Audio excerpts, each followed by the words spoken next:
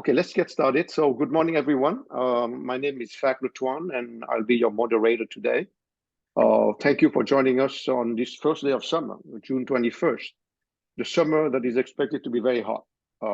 With early extreme weather that's already destroyed 200 homes and killed 3 people in northern Texas in the US, and leaving hundreds of thousands without power.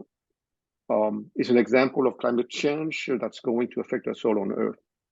As you know, the IPCC has established that climate change is linked to greenhouse emissions, gas emissions, and up to 30% of is due to human activity linked to the food system. And that's the topic of our conversation today. But before we explore the subject, I'd like to say a few words about our group. So you can see my slides? Yeah. Okay. So we were created about 6 months ago, and our group has a simple goal of creating an opportunity for our members to share knowledge about climate tech, to network, and to find inspiration for taking action and maybe contribute to the fight against climate change. For now, our main activity is to organize meetups in person or virtual like this one, about once every 2 months in various aspects of climate tech.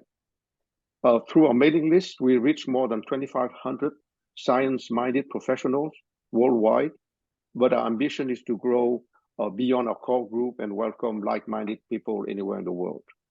So if climate tech is part of your sphere of concern or influence, and you're considering being active somehow in this space, please don't forget to join our LinkedIn group to continue this conversation after this conference. So we are holding this event entirely virtual for the first time. So please keep your mic off and your camera on or off at your convenience, and use the chat window to share your thoughts or ask questions during the presentation. Pierre will be present in the chat to collect the questions, which will be addressed in the last 10 minutes of the session. So back to our topic today. The future of food is an important concern for the majority of people worldwide. And there is a growing awareness of the environmental impact of our current food system, increasing demand for healthy and sustainable food options, and a rapid pace of technological innovation in the food industry. So as you can see, 72% of people in the US are concerned about food, and 63% believe that changes need to be made. Regarding the food system, depending on how you count it, up to 34% is contributing to the global greenhouse gases emission. And that includes transportation, the production, using the retail, using the land, and even post-retail like food waste and so on. So I'd like now to introduce our panelists. Daniel Russek, the founder and CEO of Atarraya, was founded in 2019 to improve the lives of small fishermen and revitalize the aquaculture industry. He's trained as an economist and developed an early attachment to the Oaxacan coast in Mexico, where he was still in college.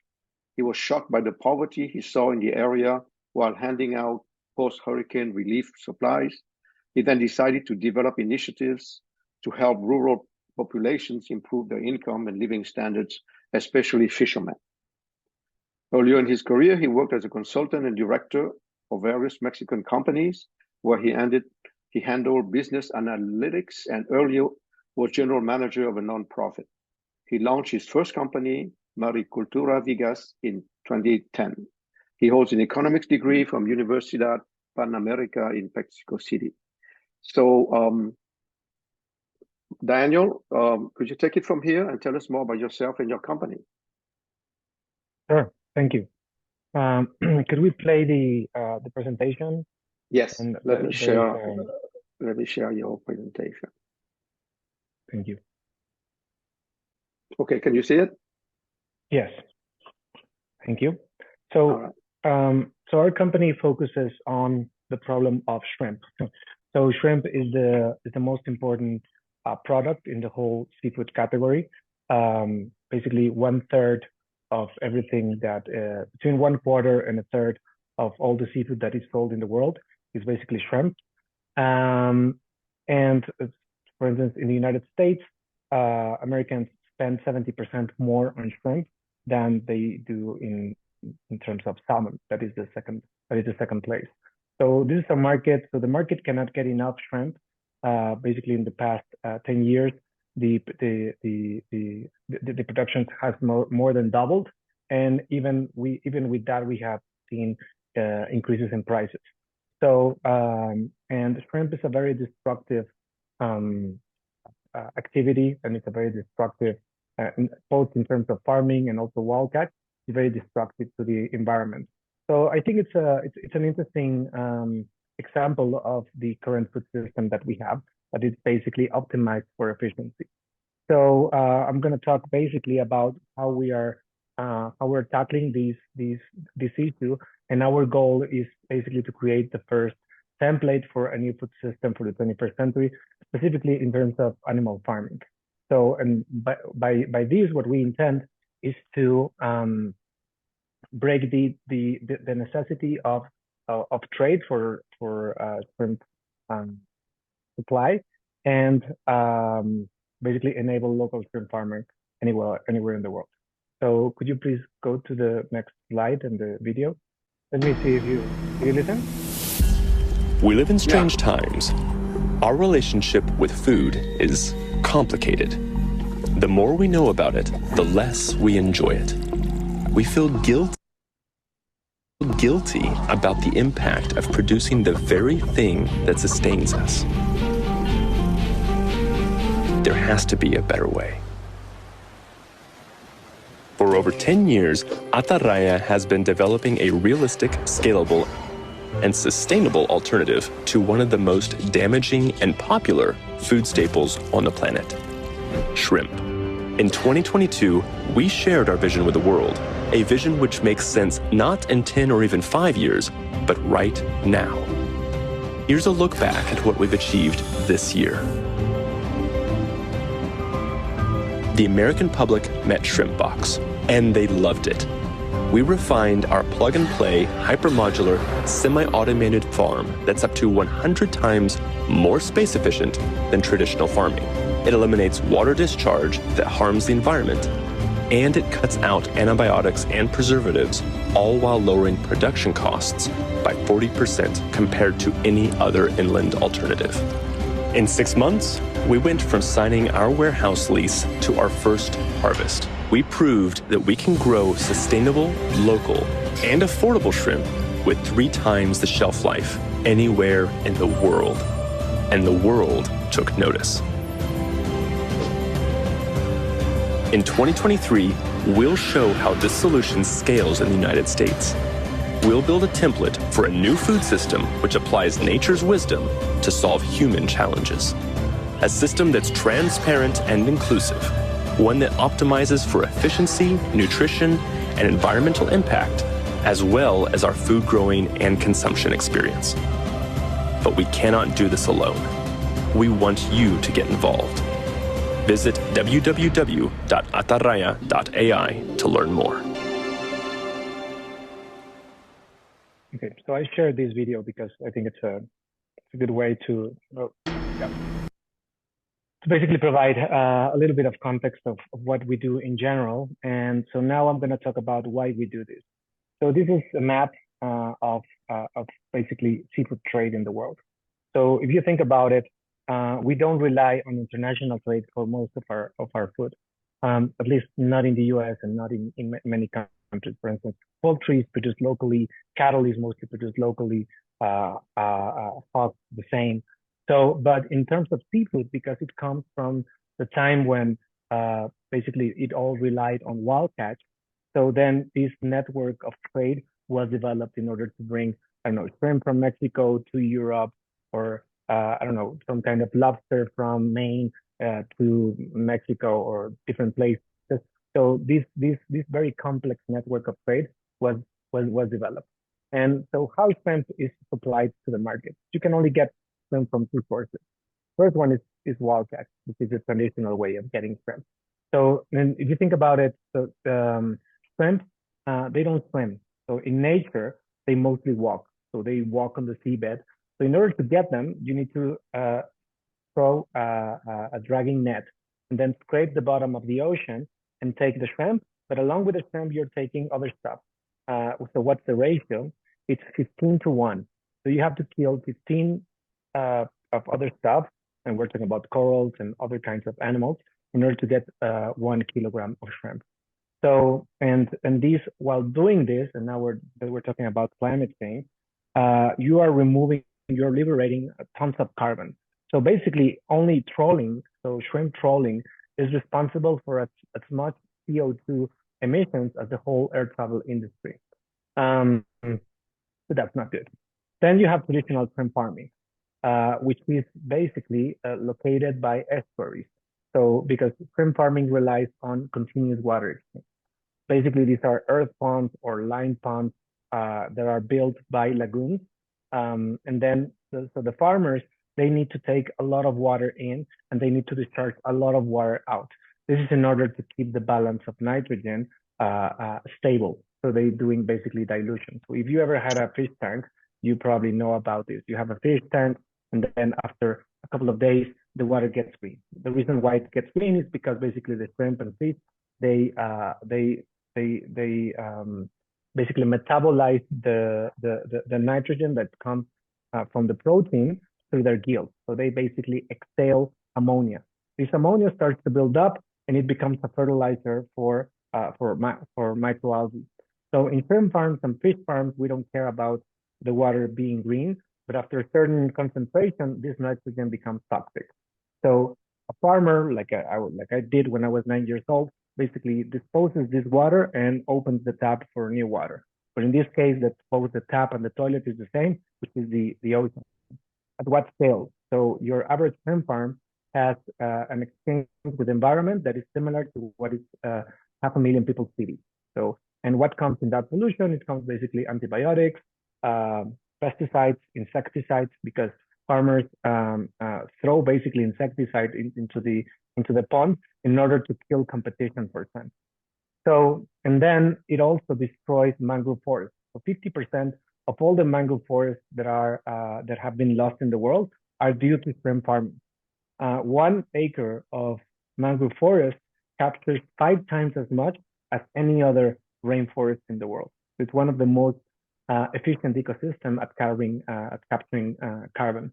And so, and both of these forms of getting shrimp basically produce a substandard and very low quality product, for which you don't know where it comes from, when it was harvested, how much antibiotics were used, and what you know is that they use a lot of preservatives. So the FDA considered basically just like a teeny tiny spoon of preservative on seafood for 50 liters of water and product as safe for consumption. So shrimp farmers use 100 times more in order to preserve basically the color of the head, that is the most important quality marker in the market, in order to sell the shrimp. So you're basically getting product that is very high on antibiotics and preservatives and destroying the environment. Okay, so what do? So we developed ShrimpBox. So we have been working on some of the pictures that you saw there. It's from our farm in Oaxaca. For 12 years, we have been perfecting a technology that's based on microbial communities. So we are doing exactly what nature does in the wild, which is basically keeping everything in balance.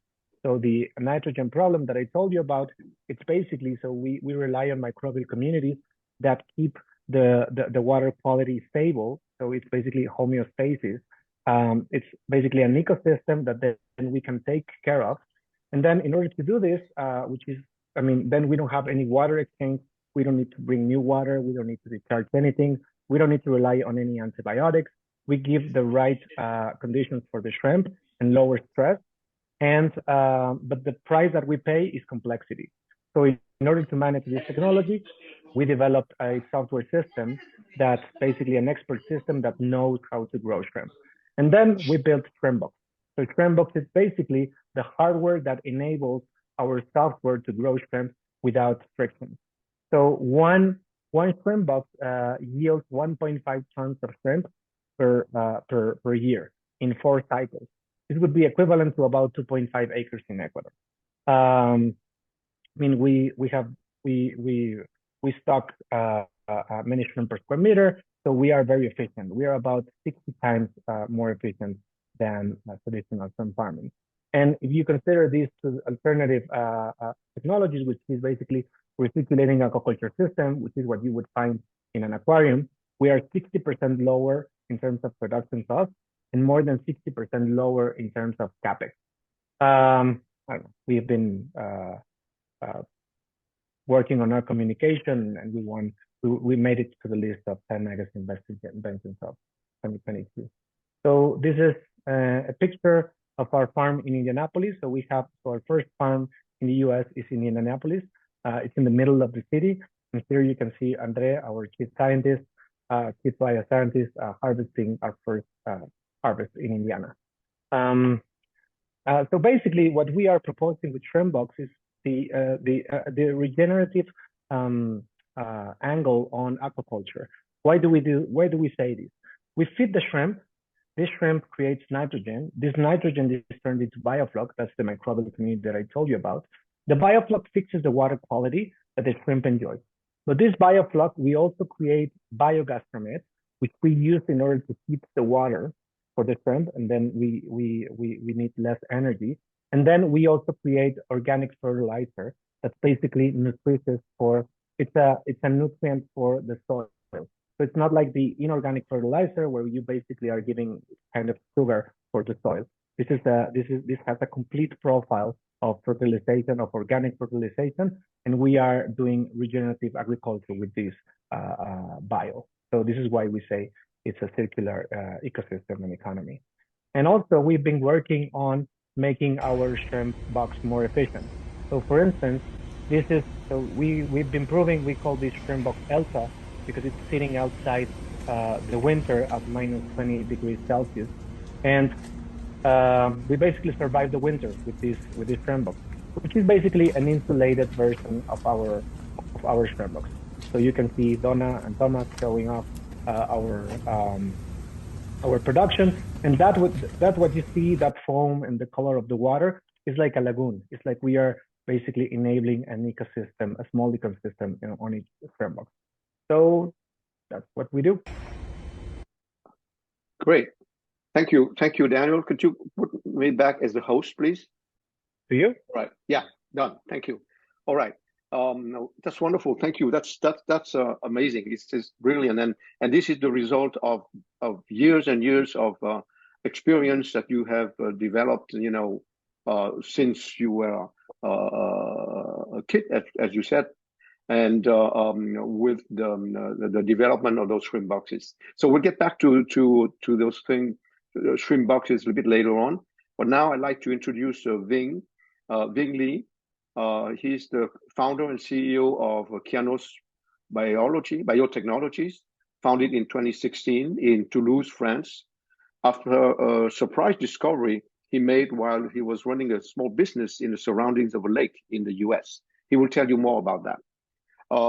He worked early in marketing at Airbus on the A350 XWB and then on corporate jets. So he had great experience on corporate jets. If you have one, you might want to ask him, some tips for using it. He holds a master's degree in finance and general engineering fields from Sup Aero, French high-level college, and with several early entrepreneurial initiatives. He loves tennis, table tennis, and watercolors. So Vinh, could you take it from here and tell us more about yourself and your company? Yeah, is it okay if I share my screen? Yeah, if you prefer to do that, let me allow you to do that. Okay. Can you guys see my screen? Okay, great. So thank you all for the invitation. So I'm Vinh, I'm calling here from France.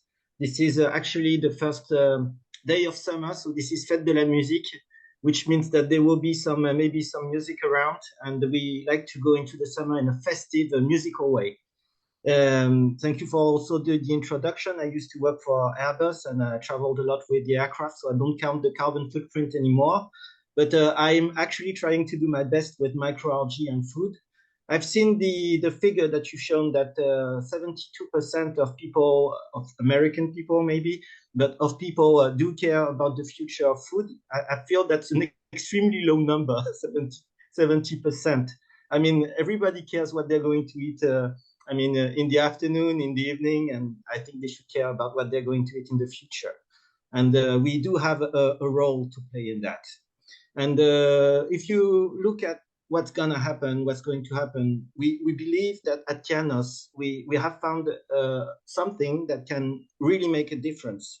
And it piggybacks on 2 billion years of R&D made by nature, and that's with microalgae. So we believe that we have two things that are going to really make the difference.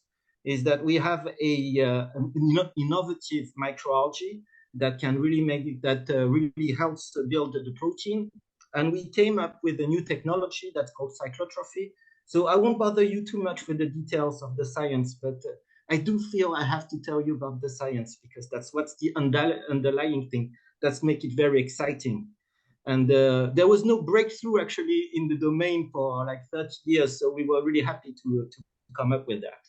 So, and also there's the whole story. I'm going to tell you about that thing is that we all know that in 2050, there's going to be a lot of people to feed, and we all are going to need protein. We all are going to need food, and protein it's the building block of our body. So without that, we can't do anything, and we have to find it somewhere. So what people think at first is that we have to find it in meat, and we think about beef, and everybody knows it's not sustainable. That's why so many people are becoming vegan. It's going to do greenhouse gases. It's bad for the soil. It's bad for everything. So we are trying to culture meat. We are trying to disguise plants as meat. We are trying to do other things. But I think we're moving past that, and we're looking at other ways to actually do proteins. So we can look at plants, we can look at the different things, but we're also touching another point, is that we are limited in arable land. We don't have land to grow anymore. And the way we grow is not sustainable. If we use nitrogen fertilizers, we are creating more greenhouse gases that are 300 times more that are 300 times worse than CO2. So we can't do meat, we can't grow plants. What can we do? Where's the future? And for us, we have to go back in time and find that special something, which is microalgae, that has been able to grow so much that it creates today 50% of the oxygen we breathe. 50%. We exist thanks to them. They are the first organism to actually create photosynthesis. And that's that magical thing that made them the kings of the sea, and then being eaten by shrimps, I think. But the thing is that we believe that there's a lot of things to do with them. And also there's a way to actually tame the way they grow.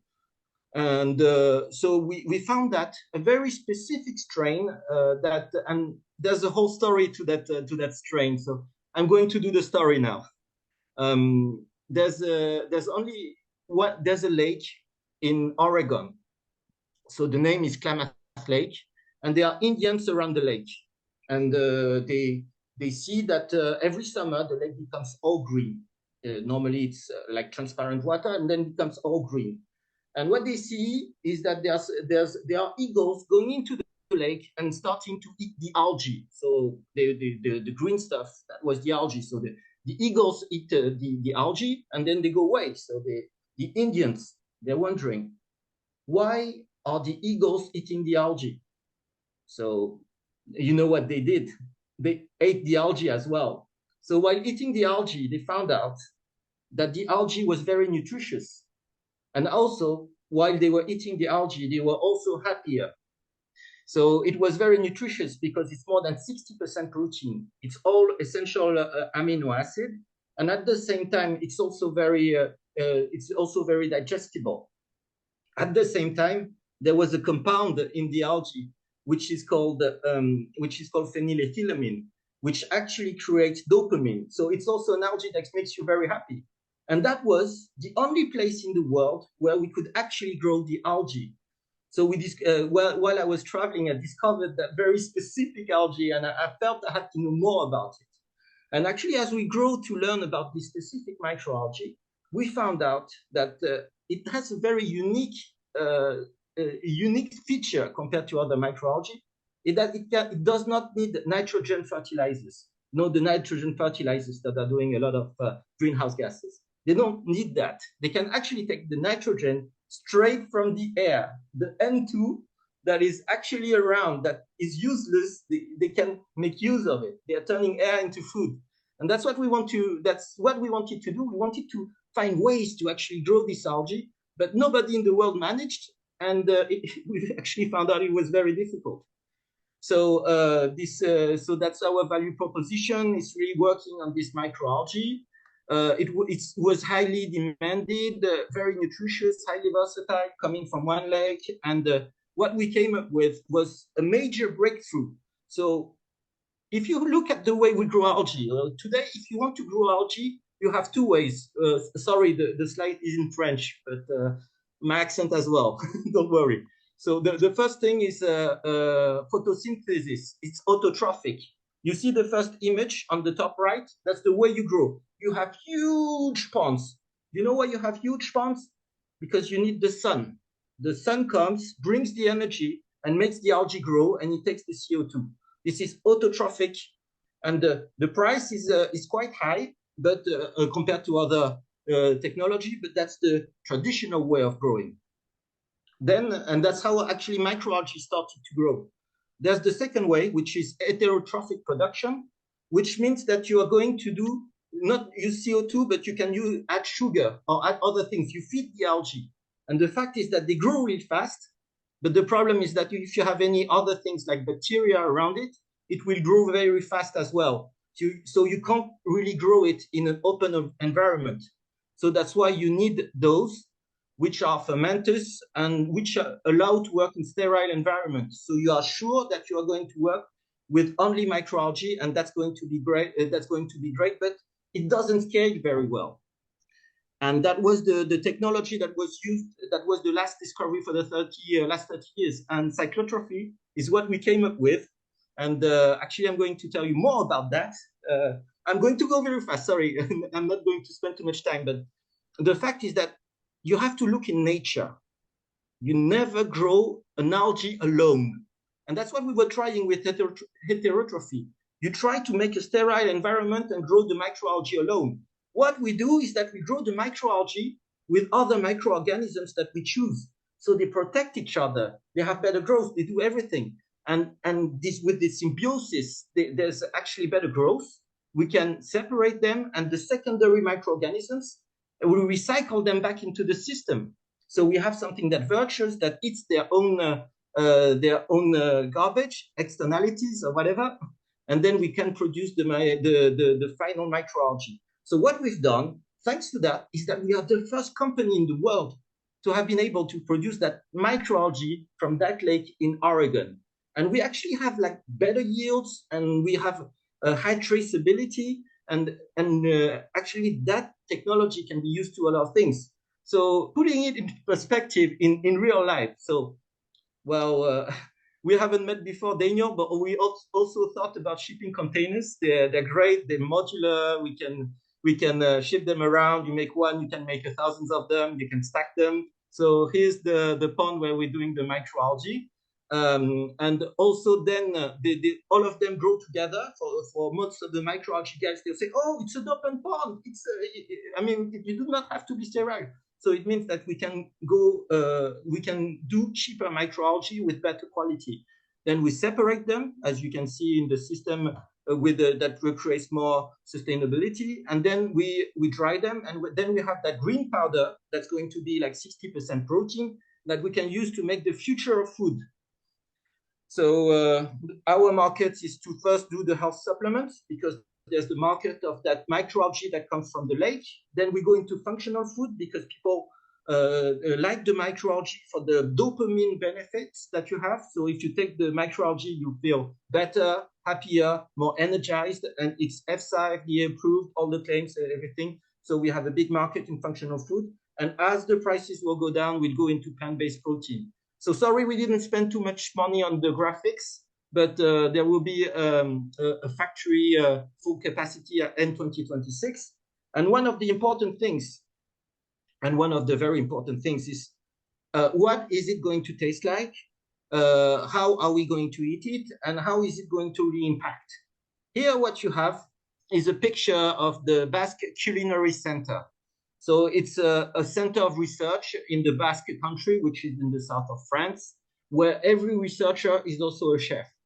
So what they do is that they take the algae, they're trying algae balls. So they will be like nutritious balls that are as, I would say, nutritious as meatballs with some sauce, so that when you taste it, it will be something that you can have and actually you feel like eating. And the fact is that we're not trying to go too much into the meat replacement market. Because now what we want to do, we know it's going to be nutritious, but we don't have to pass it as meat. I mean, the algae should be proud to be algae, you know? So in this case, what we're trying to do is to find out. We use 2 billion years of R&D in terms of microalgae. What we can use is also the story and the culture that we as humans and as the humanity has developed. When I came and I said, so what's the new thing about protein? People tell me it's hummus. You know, hummus. So maybe innovation is going back to looking at, as we have been looking in nature to see the right strains, maybe we can look in our culture where the microalgae is being used in some cultures that have become that are vegetarian, that are vegan, how they are going to actually use that. So we are actually talking to chefs around the world to see how they can actually put it in a diet so that it's culturally acceptable. So that's where we are. We are growing microalgae, going to a bigger factory, starting in France, and hopefully producing and selling and having an impact all over the world. Thank you. Thank you, Vinh. That was amazing. Can't wait to taste those hummus-like, meatballs, or how you call them, protein balls. So I have a few questions for you.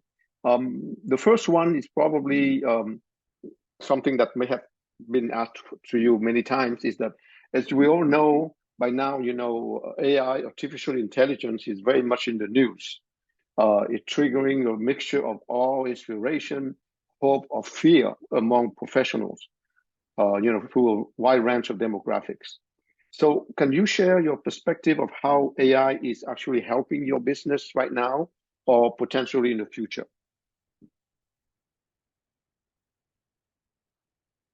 To me, right? Or yeah. Okay. You can start. Yeah. Okay. Sorry, I didn't listen to the first part. So we've been paying attention to the AI landscape since 2016, when we basically realized that the training humans would be the most important obstacle for our growth.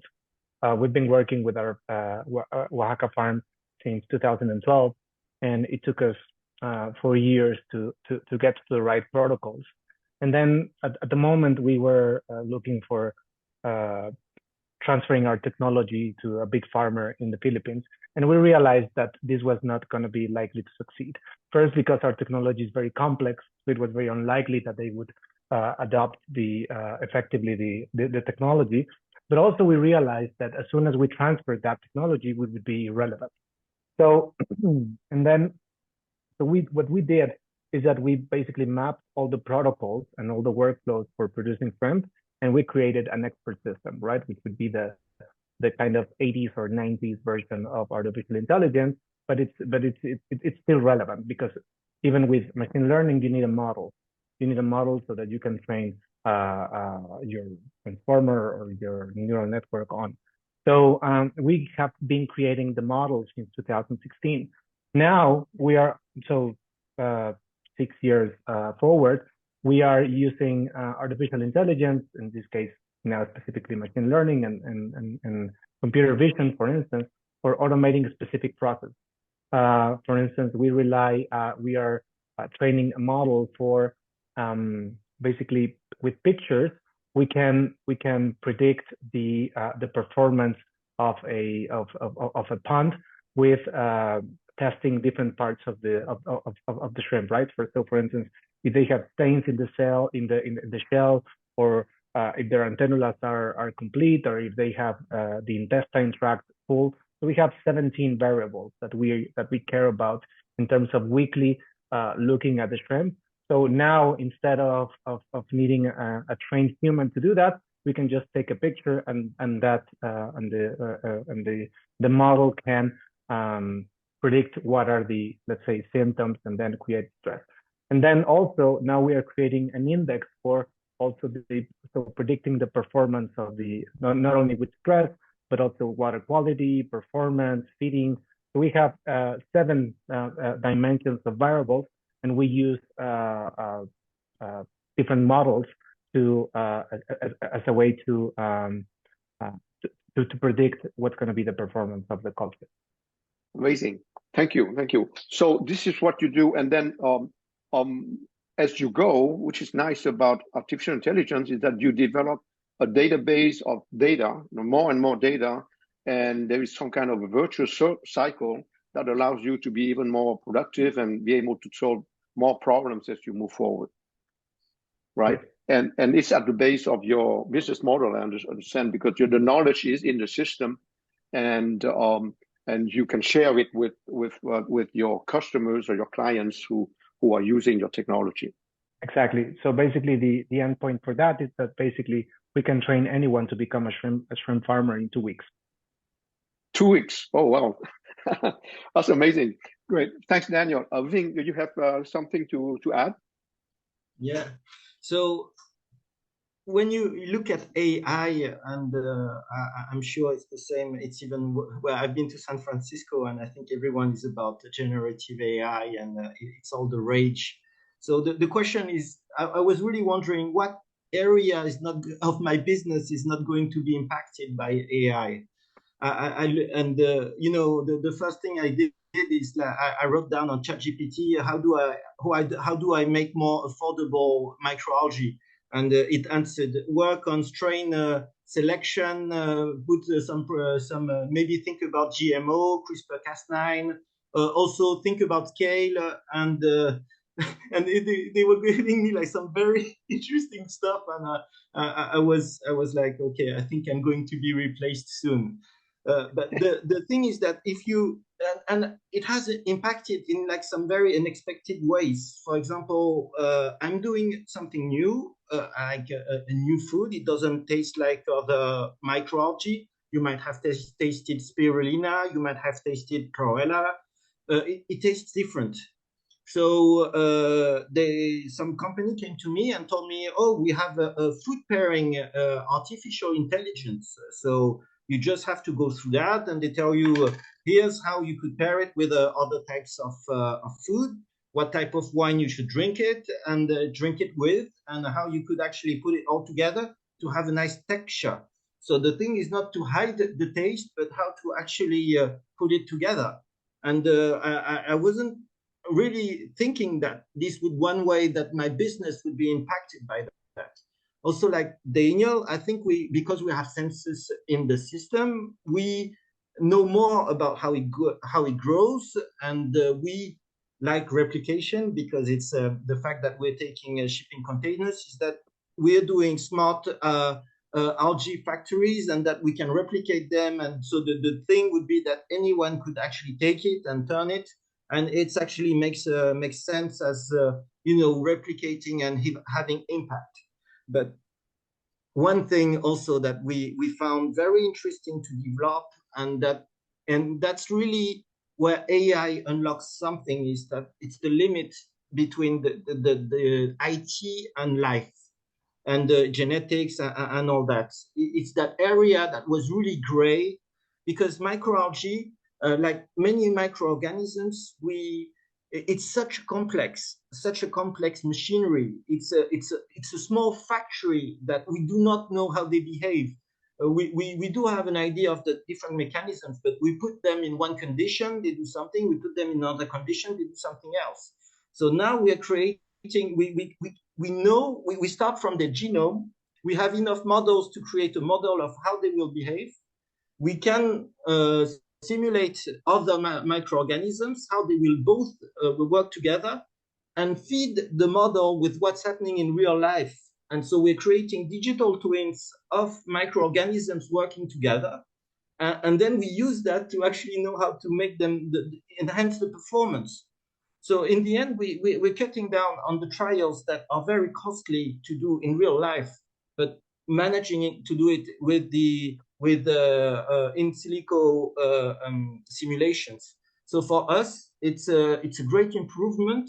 Everyone comes with their AI solution, and we know it's gonna make a huge impact, and it's already started. Fantastic. Thank you. On another topic, one of the consequences of climate change is, as we know, the rising level of oceans and higher occurrence of floods, but together with the apparent paradox of diminishing sources of drinkable water. Lakes are drying up in many areas of the world. Do you think that your technology, which saves a lot of power of water and reduces water pollution in the production cycle, that technology could be extended to other types of food production? For whom is that? Daniel? Yeah. Yeah, okay. Go ahead.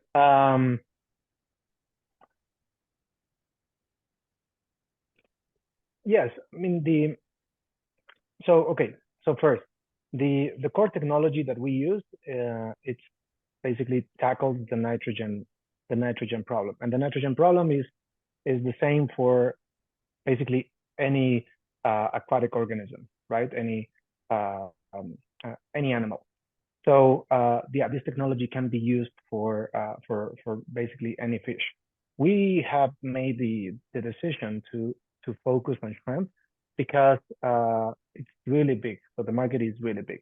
We have experience with different fish, with marine fish, with fresh water fish. I don't know. Probably in a couple of years we will revisit that strategy. But yes, from a water savings point of view. So for instance, in Indianapolis, we are growing shrimp using Marion County drinking water. If we were going to be doing any other kinds of agricultural operation, that would be financial suicide, right? Because it's very expensive. So I think that's, for me, that's the most impactful way of stating that, yes, we save a lot of water. And we are now in conversations. So the good thing about shrimp, so for instance, in Indianapolis, we turn fresh water into ocean water by adding minerals. But for instance, we are now talking to prospective partners in the Middle East, and they have salt water, so they have ocean water, they have plenty ocean water, but they don't have fresh water. So in that case, this is great. This is exactly what we need, because shrimp, they don't need fresh water. So then we can just use ocean water, and then of course you need to think about the feed, but yeah, we save a lot of water. Mm-hmm. So just to build on that possibility for your technology, do you see it? And I understand that you need to focus on one thing right now. You know, the shrimp is a huge business already, and you have your plate totally full with that. But do you see yourself kind of licensing your patents or your technology for other people to develop, growing fish in tanks, or maybe in other fish boxes? Yeah. Do you see that as a possibility? Yeah, for other species, I don't know. I wouldn't be able to answer that right now. But for shrimp, yes. So, and I see that Frederick asked a question about the business model. So on our website, www.atarraya.ai, you can find a whole webinar where we go into the details of how to become a ShrimpBox farmer, because yes, our technology was designed and developed to be shared. So there you will be able to find financials and a lot of stuff. And if you, I mean, if anybody that is interested, just fill some form, we can contact you to follow up. Great. Thank you. Thank you, Daniel. Vinh, do you have any comments about this topic? Water? Yeah, water use is very critical. We do use fresh water for growing microalgae, so it's not salt marine water. If we look at numbers, if we have to do 1 kilo of beef, of meat, we will be needing 13 cubic meters of water, which is quite a lot. In our case, when we do the equivalent in terms of protein, it will be 1 liter or something like this. So it's 13,000 less, so times less. The thing is that whatever we'll consume will be at some point too much. We always have to look for using less water, and also finding ways to really go into how to work with less. And also because there will be water that we will be putting back that will go to waste, we have to find ways for other people to actually use it. So the thing is for us really to focus on a circular economy. So the fact is that when we are looking at different places, and we want to make sure that our externalities are being used, and that we can use inputs from other businesses. And this has to make sense also in terms of business, because we don't want to be dependent. We do want to have like a business continuity. If the other person goes bust, our company still has to go on. So we do have to make some very careful calculations. But the fact is that the microalgae needs water, but it doesn't drink the water. The water is just the medium that brings the nutrients. You know, it's really why you need the water. And there's some evaporation and all that, and we're working on that. But everything is always turned about sobriety. So we have to make our best efforts to consume less and less resources, to do more and more with less, but with a better ecosystem. And all my answers will always be about building a better ecosystem. Thank you. Thank you. I understand. So it's really critical that you continue to make progress in that area, because it's going to be a situation where fresh water is going to be a problem. So one more thing about the production process, energy consumption. One of the constant in controlled environment agriculture, which is where your companies are operating in, is the need to replace the natural energy of the sun to keep temperatures within a tight range, or to provide the required radiations to foster growth. So how do you ensure that you can keep control of energy costs as you scale up? Yeah, this is a great question. So one of the reasons for the ShrimpBox, there's basically two reasons for using something that looks like a container, because we manufacture our ShrimpBoxes from scratch. The first one is what been mentioned, that is very easy to move around, right? So it's hyper modular. We manufacture the farms in Mexico, and we send them, and they are ready to use. So we can turn, like for instance, at the Boston Seafood Show, we ship a ShrimpBox, and in 2 days now the exhibition floor is a shrimp farm. So that plug and play nature and hyper modularity is one of our core strengths there. The second one is the shape and the geometry of the ShrimpBox. It's like it's a very efficient system for conserving heat, right? So if you think about a coffee mug, and you have a nice coffee mug, and if you fill with coffee, let's say 5% of it, and then you come back 10 minutes later, you close it, 10 minutes later, it will be at room temperature. Why? Because most of that volume would be air. Air has a very low temperature momentum. Water has high specific heat. So this means, but if you do the opposite, if you basically fill 95% of your thermal, right, of your coffee mug, then you can come back half an hour later, or an hour later, or 2 hours later, and it will still be warm without the use of any energy source. So this is exactly what we do with ShrimpBox, and this is why you were able to see the insulated ShrimpBox outside.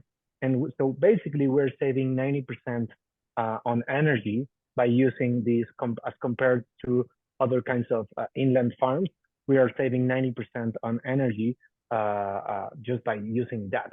And all our other, basically our need for energy is basically for aeration. We need to keep, since we get to 5 kilograms per cubic meter in terms of biomass of shrimp, and also the microbial community demands a lot of oxygen. So we need to have basically a blower or a venturi pump in order to increase the exchange of oxygen with the water. But yeah, but 75% of our energy use is for heating. Okay, all right. Vinh, you have an interesting approach to containing the cost of energy. Could you share that with us? Yeah. So and there's another question in the chat. I hope we get to answer it later, because it's about the taste of algae. But heat and energy cost is very important. It was all the questions we had to answer like last year. It's about how about the energy cost? How about the energy cost? How about the energy cost?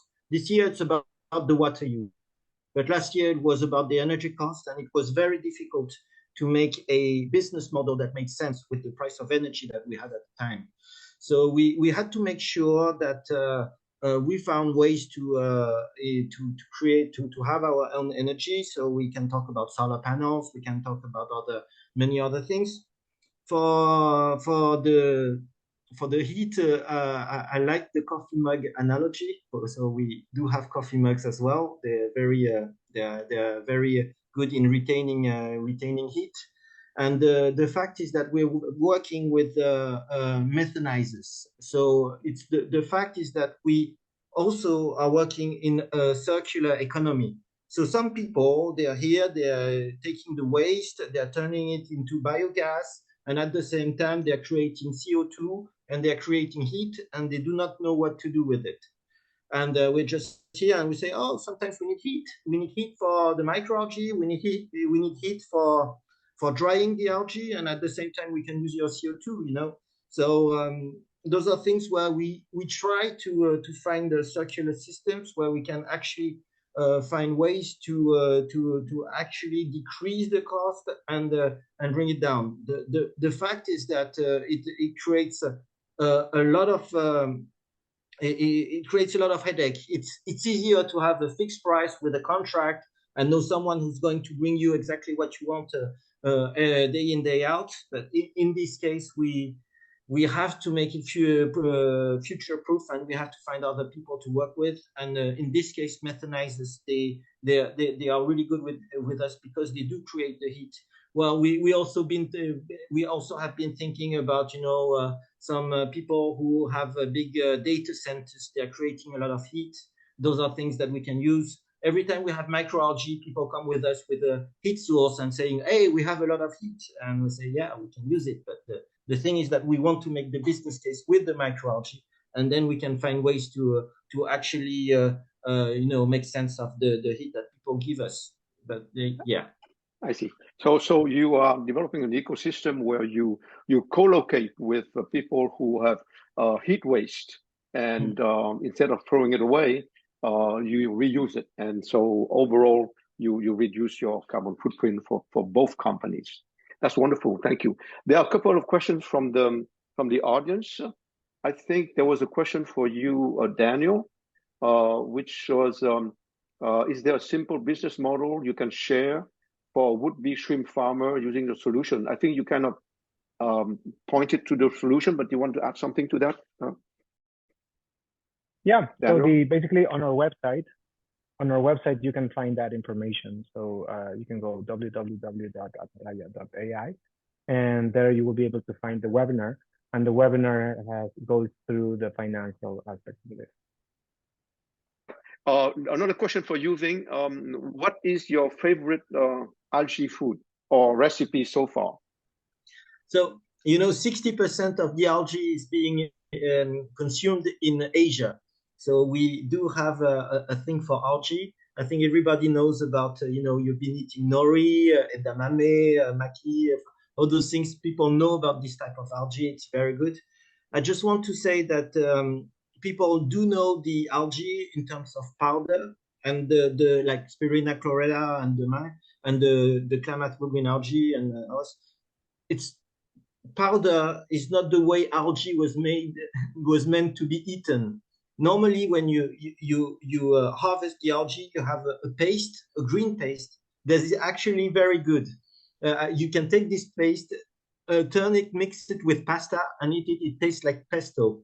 So if you can actually go to where the microalgae is being harvested, like fresh algae, you will find it. It's very, very, it's succulent. It's delicious.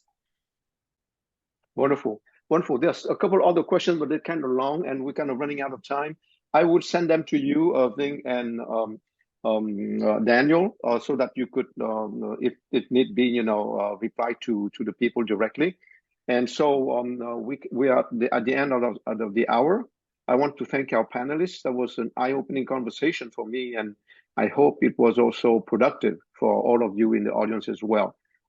This meeting has been recorded, so we will make it available on our group under LinkedIn for people who might have missed it.